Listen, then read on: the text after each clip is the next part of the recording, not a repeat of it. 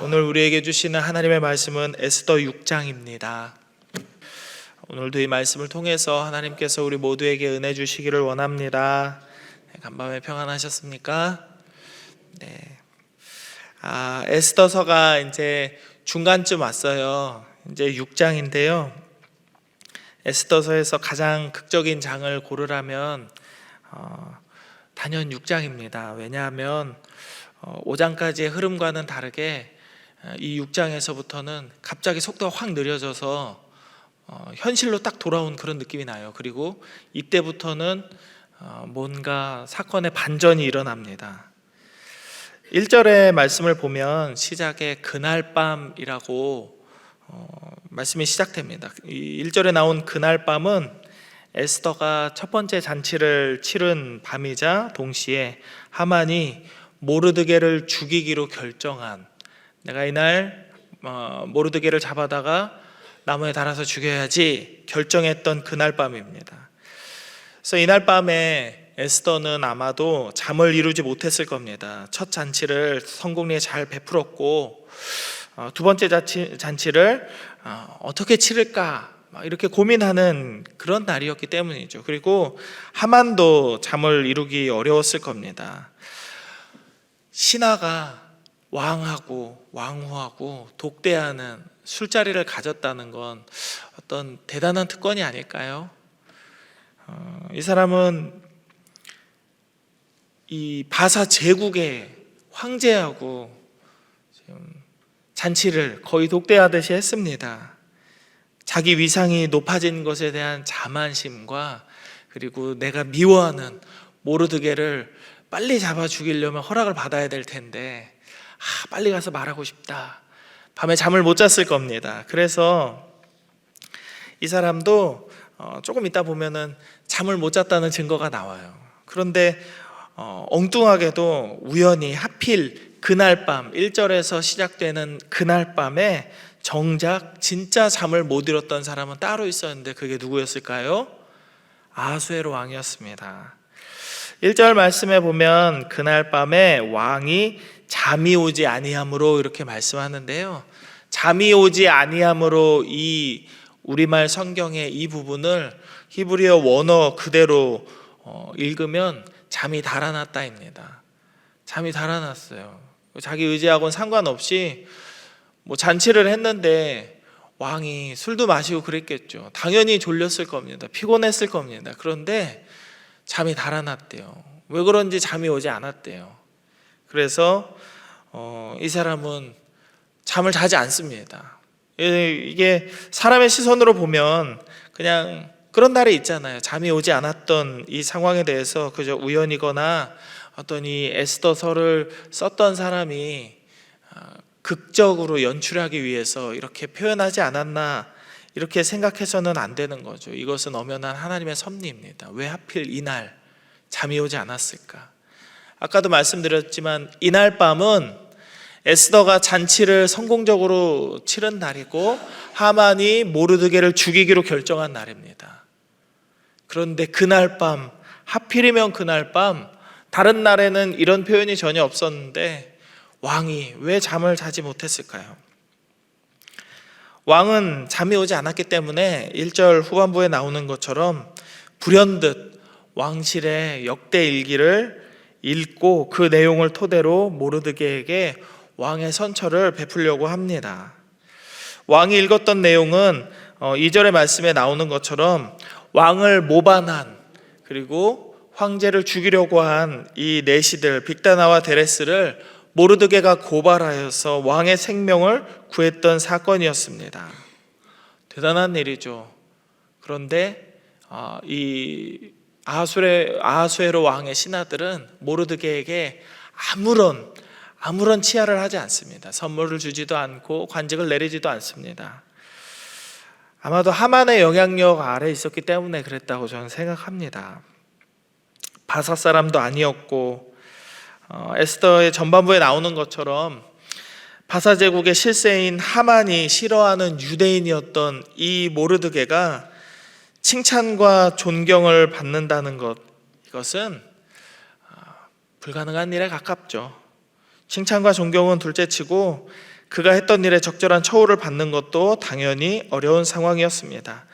그런데 생각을 해보시면 그날 밤이라는 단어를 계속 이렇게 연결해서 이렇게 말씀을 드리고 싶은데요, 하필이면 그날 밤 왕이 잠이 오지 않았고 하만이 모르드게를 죽이기로 결정했던 그날 밤에 이 바사의 역대 일기, 신하들이 왕에게 읽어드렸던 그 일기가 하필이면 빅다나와 데레스를 고발해서 왕의 생명을 건져낸 모르드게의 이야기가 왜 하필 그때 읽혀졌을까요? 제가 하도 궁금해가지고 인터넷으로 찾아봤어요. 우리나라의 조선시대 500년이었잖아요. 그 500년 동안의 조선왕조 실록이 태조 때부터 25대 철종까지 조선왕조 실록이 기록되었다고 합니다. 그리고 국가의 주요 행사를 글과 그림으로 남겨놓은 책이 또 있어요. 이걸 의궤라고 합니다. 그리고 역대 왕의 업적을 잘한 것만 이렇게 모아놓은 국조보감이라는 것이 있습니다. 후대 왕들이 보고 배우라고. 그러니까 이 역사에 대한 책들은 우리나라처럼 이 작은 땅에서도 굉장히 많거든요. 하룻밤만에 절대로 읽을 수 있는 내용이 아닙니다. 바사 제국은 우리나라 땅에 몇 수십 배 되는 엄청난 제국이었어요. 뭐 인도에서부터 구스 땅까지 이른다라고 했으니까 인도만 하더라도 우리나라보다 얼마나 큽니까? 밤이 아무리 길고 왕이 잠을 들지 못한 시간이 아무리 길었다 하더라도 절대로 하루 만에 읽을 수 있는 내용은 아닙니다. 그 많은 양의 궁중일기 중에 하필이면 그것을 읽었다. 이것은 이 일이 하나님의 섭리였다라는 사실 외에는 다른 아무것도 설명할 수 있는 길이 없다라고 저는 생각합니다.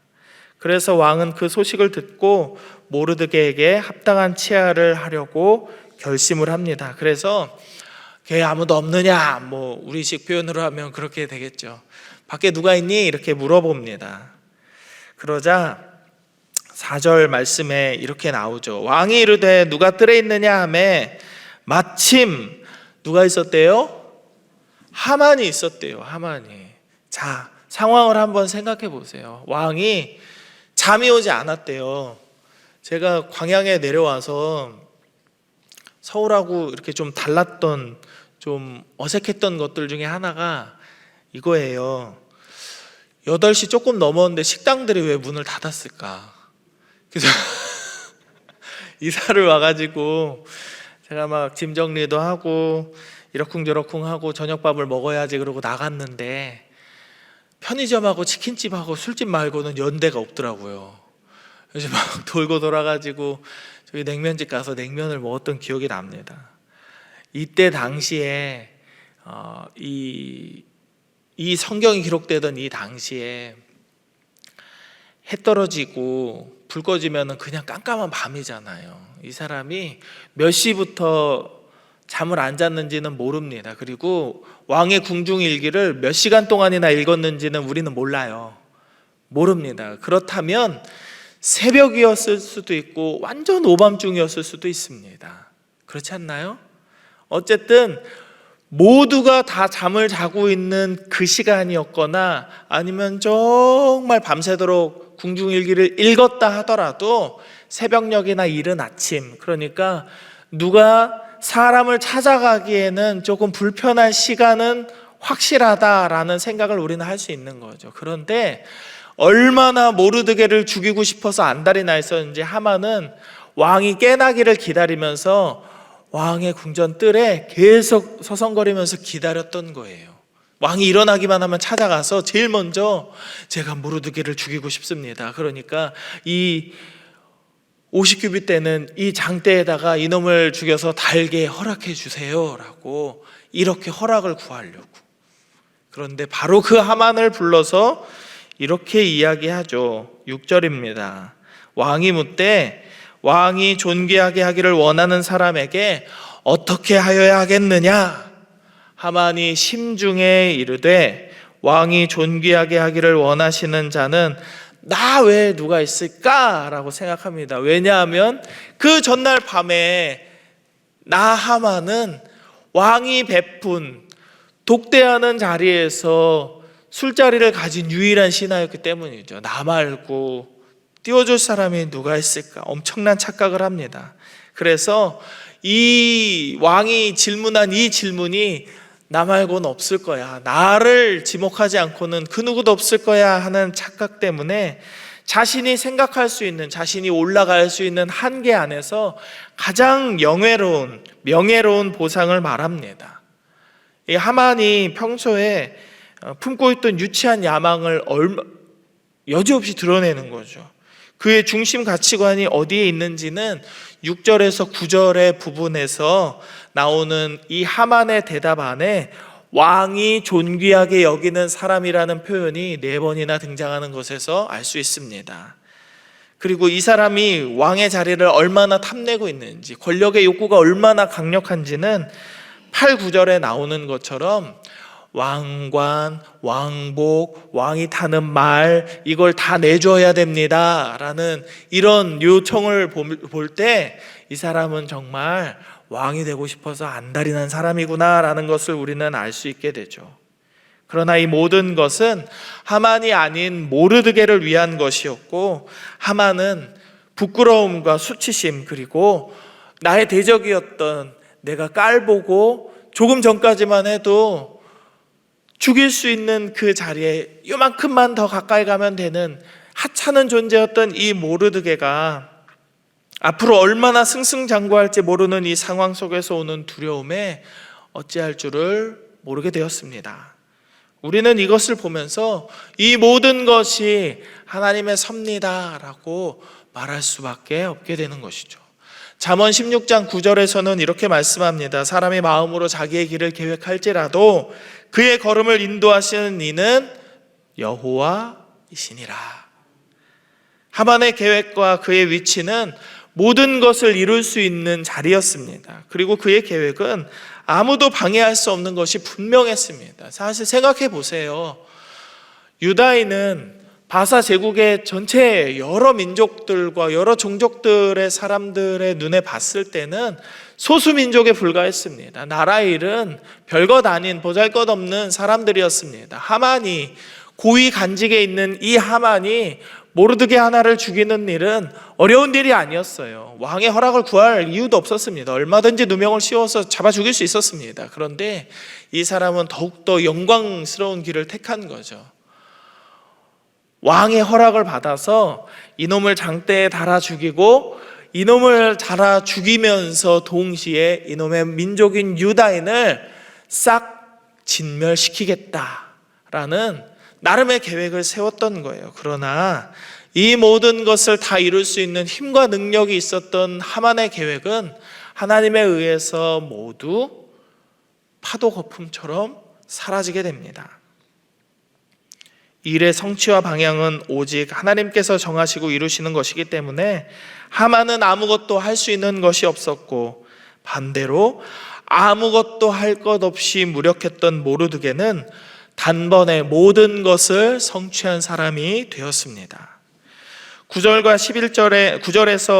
11절의 말씀을 한번 제가 읽어드립니다. 9절입니다. 그 왕복과 말을 왕의 신하 중 가장 존귀한 자의 손에 맡겨서 왕이 존귀하게 하시기를 원하시는 사람에게 옷을 입히고 말을 태워서 성중거리로 다니며 그 앞에서 반포하여 이르기를, 왕이 존귀하게 하기를 원하시는 사람에게는 이같이 할 것이라. 이렇게 이야기하죠. 어디로 다니기를 원했을까요? 성중거리로 다니래요. 모든 사람들이 다 볼 수 있는 성중거리, 왕의 대로로 이런 복장을 하고 이런 칭호를 붙여서 이 사람을 걷게 하십시오. 11절 말씀도 제가 한번 읽어드립니다. 우리 같이 읽어보죠. 11절은 시작. 하만이 왕복과 말을 가져다가 모르드게에게 옷을 입히고 말을 태워 성중거리로 다니며 그 앞에서 반포하되 왕이 존귀하게 하시기를 원하시는 사람에게는 이같이 할 것이니라. 아멘. 어디로 다녔대요? 성중거리로 다녔대요. 성중거리. 하만은 성중거리에서 사람을 높여달라고 왕에게 요청했고, 높임을 받은 사람은 모르드게였습니다. 계속적으로 반복되는 말이지만 이 사람들이 다녔던 길은 성중거리예요. 성중거리. 에스더 4장의 말씀을 한번 기억해 보시죠. 하만의 계획으로 인해서 모르드게를 비롯한 유다인들은 우리는 이제 하만의 조서 때문에 다 죽을 수밖에 없게 되었다. 우리는 다 죽어. 이걸 어떡하지? 애통하며 절망하며 두려움에 빠져서 굵은 베옷을 입고 성중 거리에서 눈물을 흘리고 탄식했었습니다. 4장 6절의 말씀에서는 모르드게가 성중 광장에서 굵은 베옷을 입고 애통하고 있었다라고 표현하고 있습니다. 이들에게는 절망과 아픔의 고통의 기억의 장소였는데 이 성중거리가 이제는 그 절망을 불러온 당사자에 의해서 가장 영광스러운 장소로 변하는 역설적인 상황이 되어버린 것이죠. 사랑하는 여러분, 인간의 삶은 하나님께서 이렇게 이끌어 가시는 것입니다. 무슬림들은 이렇게 고백합니다. 이슬람의 사람들은 어떤 일이 있을 때마다 인샬라라고 합니다. 모든 건 다 신의 뜻이다. 이것은 우리가 신이 정해놓은 인생의 길과 행로에 따라서 그저 정해진 운명을 따라가는 것일 뿐이다 라는 말의 표현이죠. 그러나 하나님께서는 우리 인생을 다 짜놓은 장기판과 바둑판처럼 계획대로 우리를 그렇게 이끌어가지 않으십니다. 우리에게 순종을 요구하시면서 우리의 온 마음으로 주님과 동행하는 발걸음을 걸어가기를 원하십니다. 주님은 억지로 우리를 잡아 끌어가지 않으세요. 우리의 삶은 이미 정해져 있는 길을 가는 것이 아니라 하나님께서 원하시는 길을 우리의 믿음으로 하나님과 동행하며 가는 것입니다. 바로 그 길 위에서 우리는 얼마든지 절망할 수 있습니다. 좌절할 수 있습니다. 인간적으로 망하는 삶을 살 수 있습니다. 그러나 인간의 삶의 결과의 끝은 오직 하나님만 아십니다. 그래서 우리는 마냥 절망하지 않아도 되는 것이고, 그래서 우리는 우리의 삶을 인도하실 하나님을 오늘도 기다리며 우리의 삶을 이끌어 주실 것을 기대하며 우리의 삶을 이끌어 주실 하나님 앞에 기도할 수 있게 되는 것입니다. 12절의 말씀을 한번 같이 읽어보시죠. 12절입니다. 시작. 모르드게는 다시 대궐 문으로 돌아오고 하만은 번뇌하여 머리를 싸고 급히 집으로 돌아갔습니다. 모르드게는 다시 대궐 문으로 돌아왔대요. 대단한 영광이었을 겁니다. 사람들 앞에서 왕복을 입고 왕관을 쓰고 왕이 타는 말을 타고서 막 박수치는 사람들 틈에서 하나님께서 높이시기를 원하는 사람에게는 이같이 할 것이니라 라는 칭호를 받으면서 온 성중거리를 한 바퀴 돌았다가 이 사람은 다시 궁궐로 돌아왔대요. 자기 할 일을 하려고 자기 일터로 돌아온 것입니다. 저 같으면 이렇게 안 했을 거예요. 오늘은 쉬자, 오늘은 즐기자, 오늘은 맛있는 것도 먹고 가족들과 이 기분을, 즐거운 마음을 조금 누리자. 친구들 불러라. 맛있는 거 먹고 내가 어떻게 잘했는지, 내가 왕복을 입었을 때 기분이 어땠는지 좀 더 자랑해야지 자기의 마음을 조금 더 드높이고 싶었을 겁니다. 여러분은 그렇지 않으시겠죠? 저만 그랬을 것 같아요. 인간적인 생각으로 봤을 때는 모르드게가 정상적인 사람이라면, 우리와 같이 평범한 사람이었다면 아마도 그러지 않았을까 싶습니다. 그런데 이 사람은 가장 영광스러운 자리에, 칭찬받는 자리까지 올라갔었는데도 다시 자기 자리에 돌아갑니다. 신실한 사람은 눈앞에서 일어나는 일들에 크게 연연하지 않습니다. 신실한 사람은 하나님께서 맡겨주신 자기의 하루를 살아갈 뿐, 자신에게 맡겨주신 이 직분과 사명을 감당할 뿐 감정에 요동하지 않습니다. 신실한 사람은 오직 하나님의 말씀과 그 반응에만 민감하게 반응하면서 자신의 자리를 굳게 지킵니다. 모르드게 얘기 바로 다음에 12절에서 누구의 얘기가 나왔나요? 하만의 얘기가 나왔죠. 머리를 싸매고 괴로워서 집으로 돌아갔대요. 이 사람은 전혀 신실하지 않은 거죠. 감정의 기복에 따라 움직이고 감정이 시키는 대로, 상황이 이끄는 대로 살아가는 사람이기 때문에 그렇습니다. 우리의 삶에 어려움이 있다면 그 어려움의 무게와 깊은 절망감의 두려움을 하나님보다 더 잘 알고 계시는 분은 없을 겁니다. 우리는 그저 우리 삶에 맡겨진 분량의 삶을 최선을 다해 살면서 오직 하나님의 말씀대로 살아갈 뿐입니다. 나머지는 모든 것을 알고 계시는 하나님께 맡기며 그분의 도우심을 구할 뿐임을 믿으시기 바랍니다. 우리가 그렇게 살아간다면 우리의 삶에도 모르드게에게 일어난 것과 같은 기적 같은 은혜가 주어질 것을 믿으시기 바랍니다. 하나님을 믿고 의지하십시오. 그리고 묵묵히 오늘을 살아내십시오. 이 명절에도 동일하게 하나님의 사람으로 살아가는 우리 모두가 되기를 주의 이름으로 축복합니다. 함께 기도하겠습니다. 이 시간 몇 가지 기도의 제목을 드리겠습니다. 첫 번째는 오늘도 하나님의 섭리를 기대하며 기도로 하루의 삶을 맡기는 신실한 믿음을 우리 모두에게 주옵소서 기도합시다. 그리고 이 명절에 만나게 되는 우리 자녀들, 그리고 찾아오지 못한다 할지라도 우리의 자녀들의 삶에, 우리 자손들의 삶에도 모르드게에게 임한 이 하나님의 섭리와 은혜가 있게 하시고 그들이 신실하게 믿음으로 살아갈 수 있도록 주의 성령으로 저들을 붙들어 주옵소서 기도하십시다.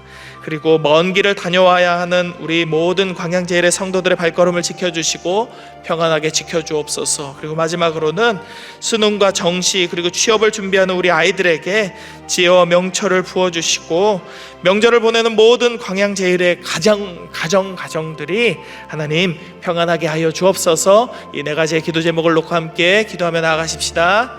하나님, 오늘도 하나님 말씀 앞에 나와 이 하루를 이 새벽 기도로 깨우고 하나님의 은혜를 간구하는 이 시간을 갖게 하시며 감사를 드립니다. 주님, 모르드게가 그렇게 살았던 것처럼 우리도 하나님의 섭리를 기대하며 하나님의 은혜를 기대하며 하나님께서 이루실 일들을 기도하며 이 하루의 삶을 맡기는 신실한 믿음의 삶을 살게 하여 주옵소서. 우리의 삶에 아무리 힘들고 어려운 일들이 일어난다 할지라도 하나님, 우리가 오직 하나님만을 붙들고 살아가기를 원합니다. 하나님께서 일하시는 순간들을 기다리는 사람으로 살아가기를 원합니다. 주여 역사하여 주시옵소서. 그래서 우리 자녀들의 삶에도 우리 손자 손녀들의 삶에도 모르드게에게 임했던 하나님의 은혜와 섭리가 있게 하시고 저들도 신실하게 믿음으로 살아갈 수 있도록 주의 성령을 충만하게 부어주시기를 원하오니 주여 역사하여 주옵소서. 우리의 가정들을 불쌍히 여기시고 긍휼히 여겨주시어서 하나님 평안을 허락하여 주옵소서. 특별히 이 명절 가운데 하나님, 우리 모두가 오랜만에 만난 자리에서 서로가 서로를 사랑하는 마음을 확인하게 하시고 서로를 위하여 축복하는 말들을 건네게 하시고 우리 모두가 하나님의 은혜를 나누는 귀하고 복된 시간을 나누게 하여 주시옵소서. 먼 길을 다녀와야 하는 성도들의 발걸음을 지켜주시고 저들의 안전을 지켜주시옵소서. 수능과 정시, 취업을 준비하는 우리 고3 아이들과 우리 20살, 21살 아이들 하나님께서 붙들어 주시어서 지혜와 명철을 부어주시고 저들의 삶의 인생의 항로 가운데에서도 하나님의 은혜가 있어서 하나님, 저들이 어떤 길을 선택하든지 하나님과 동행하는 길을 선택하게 하시고 저들의 마음에 평안과 감사와 하나님의 은혜가 넘치게 하여 주시옵소서. 명절을 보내는 가운데 광양제일의 모든 가정들이 평안하기를 원합니다. 주여, 우리의 삶 가운데 역사하신 하나님의 은혜가 우리가 만나는 모든 가족들에게도 평안하게 흘러가게 하여 주시옵소서. 하나님, 명절을 보내는 이 하루 가운데에도 우리가 다른 날과 다름없이 오직 말씀과 은혜 가운데에서 이 하루를 살아내게 하여 주시옵소서. 하나님 뜻대로 살기를 원합니다. 하나님의 섭리를 기대합니다. 기도로 이 하루의 삶을 맡기는 신실한 믿음이 우리 모두에게 있게 하여 주옵소서. 우리 자녀들의 삶에도 모르드게에게 임했던 것처럼 하나님의 은혜와 섭리가 있기를 원합니다. 주여, 저들에게도 믿음이 있게 하시고 아직 구원받지 못한 자녀손들이 있다면 저들에게도 예수 그리스도를 믿음으로 영접하는 구원의 역사가 일어날 수 있도록 주여 역사하시고, 주님, 저들의 삶에도 믿음으로 신실하게 살아갈 수 있는 주의 성령의 충만함이 있게 하여 주옵소서. 먼 길을 다녀와야 하는 우리 성도들의 발걸음을 하나님께서 지켜주시고, 명절 가운데 우리 광양제일의 모든 가정들이 평안을 얻게 하여 주옵소서. 수능과 정시, 취업을 준비하는 우리 모든 자녀들 하나님께서 기억하여 주시어서 저들의 마음의 소원을 이루어 주시고, 저들의 발걸음 가운데 동행하여 주시며 지혜와 명철을 허락하여 주시어서 저들이 어디로 무슨 길을 계획하든지 하나님과 동행하는 믿음의 아이들 될 수 있도록 주여 도와주옵소서. 오늘 이 하루를 살아가는 모든 광양제일 성도들의 삶을 하나님께서 붙들어 주시고 은혜로 인도하여 주시기를 간절히 소망하며 거룩하신 예수 그리스도의 이름으로 축복하며 기도드립니다. 아멘.